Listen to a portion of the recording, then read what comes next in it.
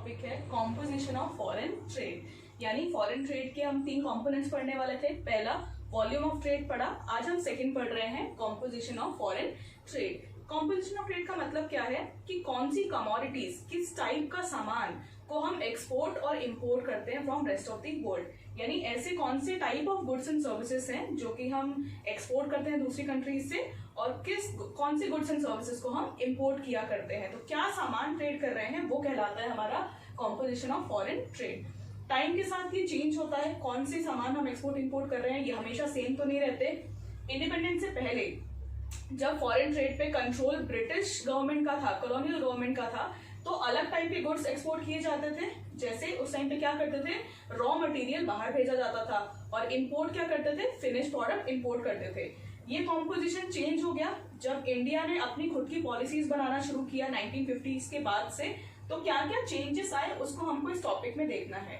तो British era के बाद पहला चेंज हमको क्या देखने मिला, डेफिनेशन देखते हैं। कॉम्पोजिशन ऑफ फॉरेन ट्रेड होता क्या है, it refers two types of goods and services, किस तरीके की गुड्स एंड सर्विसेज को हम एक्सपोर्ट और इंपोर्ट कर रहे हैं, that refers to composition of foreign trade.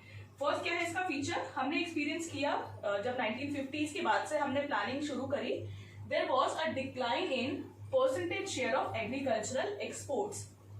Colonial government के टाइम पे क्या किया जाता था, रॉ मटेरियल को बहुत ज्यादा एक्सपोर्ट करते थे, और स्पेसिफिकली कहाँ करते थे, ब्रिटेन में करते थे। रॉ मटेरियल को वो एक्सपोर्ट करते थे ताकि ब्रिटेन में चल रहे इंडस्ट्रियलाइजेशन को हेल्प किया जा सके। तो जिसमें प्राइमरीली जैसे कॉटन हुआ, सिल्क हुआ, ये सब फार्म प्रोडक्ट्स, एग्रीकल्चरल प्रोडक्ट्स बहुत ज्यादा एक्सपोर्ट किए जाते थे। लेकिन इंडिपेंडेंस के बाद हमने क्या देखा, अब इन कमोडिटीज का, यानी एग्रीकल्चरल कमोडिटीज का एक्सपोर्ट में शेयर, कितना एक्सपोर्ट कर रहे हैं उसका शेयर क्या हो गया, डिक्लाइन, कम हो गया। 2 मेन रीजन है इसके। अब हम एग्रीकल्चरल शेयर उतना, एग्रीकल्चरल कंपोनेंट्स उतना क्यों नहीं एक्सपोर्ट कर रहे। फर्स्ट रीजन, अब हमने इंडिया में इंडस्ट्रियलाइजेशन प्रोग्रेस करने की कोशिश कर रहे हैं। इंडिया में हमने डोमेस्टिक इंडस्ट्री सेटअप करी है, यहाँ पर हम अलग अलग टाइप की इंडस्ट्री सेटअप कर रहे हैं। उन इंडस्ट्रीज को भी रॉ मटेरियल चाहिए। अब हम क्या करेंगे, पहले जो हम रॉ मटेरियल बाहर भेज दिया करते थे, उस रॉ मटेरियल को हम इंडिया में ही यूज करेंगे हमारी डोमेस्टिक इंडस्ट्री को सपोर्ट करने के लिए। तो पहला रीजन क्या हुआ, India started using its farm product. अब हम अपने फार्म प्रोडक्ट्स यानी एग्रीकल्चरल प्रोडक्ट्स को यूज कर रहे हैं एज रॉ मटेरियल की फॉर्म में यूज कर रहे हैं for our own domestic industry. हमारी इंडस्ट्री को हेल्प करने के लिए हम फार्म प्रोडक्ट्स को इंडिया में ही यूज कर रहे हैं, इसलिए हमने इन कमोडिटीज का एक्सपोर्ट क्या कर दिया, कम कर दिया।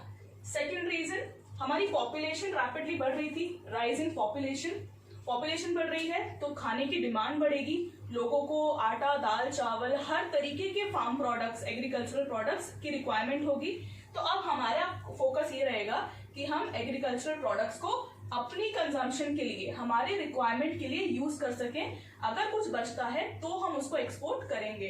तो ज्यादा पॉपुलेशन होने की वजह से डोमेस्टिक कंजम्पशन बढ़ गया, यानी अब हम ज्यादा कंज्यूम करने लगे फार्म प्रोडक्ट्स का, और कंजम्पशन ज्यादा हो रहा है, इसलिए उनका एक्सपोर्ट क्या हो रहा है, कंपैरेटिवली कम। तो ये 2 रीजन जिसकी वजह से एग्रीकल्चरल एक्सपोर्ट्स क्या हो गए, अब हमारे रिड्यूस हो गए, कम हो गए। नेक्स्ट सेकंड हमको फीचर देखने मिला, decline in percentage of conventional items. Traditionally conventional items यानी जो हमारे अभी तक के, हम पुराना ट्रेंड देखें तो अभी तक हम कौन सी कमोडिटीज हैं जिसको हम ज्यादा एक्सपोर्ट किया करते थे, जूट आता था इसमें, टी, फूड ग्रेन्स, मिनरल्स। तो ये सब आप देखोगे मेजॉरिटी प्राइमरी प्रोडक्ट्स हैं। तो ये सब कमोडिटीज को हम एक्सपोर्ट किया करते थे बहुत ज्यादा at the time of independence. These were exported in bulk at the time of independence. Logic वही है कि इसको रॉ मटेरियल के फॉर्म में एक्सपोर्ट किया जाता था बहुत ज्यादा। लेकिन टाइम के साथ क्या हुआ, इंडिया में पॉपुलेशन बढ़ी, लोगों की डिमांड बढ़ी, ये सब कमोडिटीज को डोमेस्टिकली यानी इंडियन इकोनॉमी में ज्यादा डिमांड किए जाने लगा, ज्यादा रिक्वायरमेंट हुई इन कमोडिटीज की। इंडिया में ज्यादा रिक्वायरमेंट हो रही है, इसलिए हमारे पास इनको एक्सपोर्ट करने के लिए बहुत ज्यादा नहीं बच रहा है, सरप्लस नहीं बच रहा है। तो इसलिए इनका शेयर टोटल एक्सपोर्ट में क्या हो जाएगा, फॉल। यानी इन कमोडिटीज को अब हम अपनी कंट्री में ज्यादा यूज करेंगे और बाहर जो है एक्सपोर्ट कम किया जाएगा। तो ये 2 पॉइंट्स हो गए। अब आते हैं थर्ड पॉइंट पे। Point is increase in percentage share of manufactured goods, यानी एक्सपोर्ट्स में किसका शेयर अब ज्यादा बढ़ा है, मैन्युफैक्चर्ड गुड्स का। मैन्युफैक्चर्ड गुड कौन से होते हैं? जो कि इंडस्ट्रियल सेक्टर में मैन्युफैक्चर हो रहे हैं, मशीन्स के थ्रू जो सामान बन रहा है, ऐसे गुड्स का शेयर हमारे एक्सपोर्ट्स में इंक्रीज हुआ है। इसको रीड करते हैं एक बार।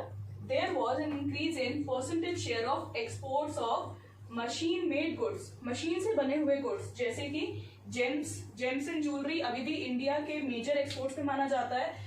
प्रेशियस मेटल्स, जो जितने भी हमारे वैल्यूएबल मेटल्स हैं वो सब इसमें आते हैं। व्हीकल्स, ये सब कमोडिटीज जो कि मशीन मेड ज्यादा होती हैं, इनका कॉम्पोजिशन हमारे एक्सपोर्ट में इंक्रीज हुआ है। तो ये सब इंडिकेट क्या कर रहा है कि हमारा प्लानिंग का डायरेक्शन बहुत सही है। It prove that development program, जो हमने डेवलपमेंट के लिए प्रोग्राम बनाया है, it was going in right direction. तो ये सही डायरेक्शन में जा रहा था, ये ग्रोथ इंडिकेट कर रहा है।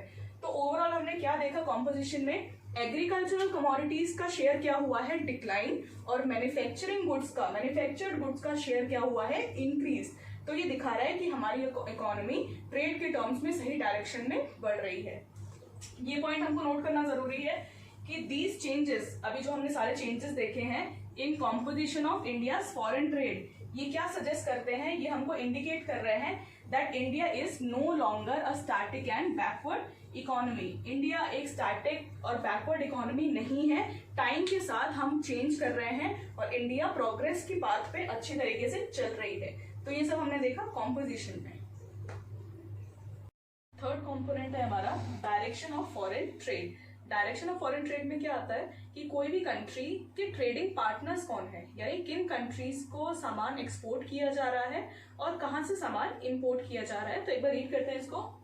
It refers to the countries to which a country export कौन सी कंट्रीज को कर रहे हैं, and from which the country imports its goods and services. Goods and services को कहाँ एक्सपोर्ट किया जा रहा है और कहाँ इंपोर्ट किया जा रहा है, ये आता है डायरेक्शन ऑफ फॉरेन ट्रेड में। तो अब हम देखें इंडिपेंडेंस से पहले 1947 से पहले इंडिया के ट्रेडिंग पार्टनर्स कौन कौन थे मेजरली। देखिए, at the time of independence bulk of India's exports, यानी इंडिया के मेजॉरिटी एक्सपोर्ट्स कहाँ जाते थे? England, America and Commonwealth countries. सिर्फ रिस्ट्रिक्टेड ट्रेड पॉलिसी रहती थी, यानी लिमिटेड लोगों के साथ ही, लिमिटेड कंट्रीज के साथ ही इंडिया ट्रेड करता था। एक्सपोर्ट मेजरली कहाँ जा रहे हैं? England for obvious reason, America and Commonwealth countries. ठीक है, बट नाउ अब क्या है सिचुएशन कि अभी भी हम इन्हीं के साथ ट्रेड करते हैं? बिल्कुल नहीं। अब क्या है, we are exporting to almost all countries of the world. आज के टाइम पे हम लगभग हर कंट्री में इंडिया का प्रोडक्ट एक्सपोर्ट करते हैं। ठीक है, ये हुआ हमारा फर्स्ट पॉइंट। सेकंड चेंज हमने क्या देखा? देखिए, इंडिया स्टार्टिंग में बहुत लिमिटेड कंट्रीज से ही सामान इंपोर्ट किया करती थी, जैसे कि यूके एंड अमेरिका। लेकिन अब ये चेंज हो गया है, अब हम बहुत सी दूसरी कंट्रीज हैं जहां से सामान इंपोर्ट करते हैं, जैसे कि Russia, Japan, European union, Australia, China and many more. तो ये इंडिकेट करता है कि हमारे ट्रेडिंग पार्टनर्स जो है वो बढ़ रहे हैं, बहुत सी कंट्रीज के साथ हम ट्रेड अप करते हैं। इसमें स्पेसिफिकली सऊदी अरेबिया का मेंशन करना जरूरी है, क्योंकि पहले सऊदी अरेबिया के साथ इंडिया ज्यादा ट्रेड नहीं किया करता था। लेकिन अब क्या हुआ है, देखिए, Saudi Arabia has also emerged as an important और सिग्निफिकेंट ट्रेडिंग पार्टनर। आज के टाइम पे इंडिया का सिग्निफिकेंट ट्रेडिंग पार्टनर है सऊदी अरेबिया। तो यहाँ कंप्लीट होता है हमारा डायरेक्शन ऑफ फॉरेन ट्रेड।